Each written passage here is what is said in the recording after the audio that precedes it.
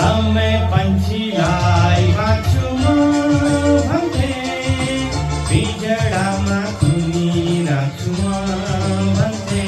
ओ समय पन्छीलाई बाँच्छु म भन्थे, पिजडामा थुनिराख्छु म भन्थे।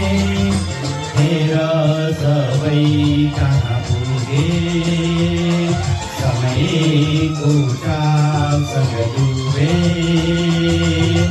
समय पछिल्लो खुल्ला यसको बन्धन, बाँधेर बाँधिँदैन, उल्छ निरन्तर दिन रात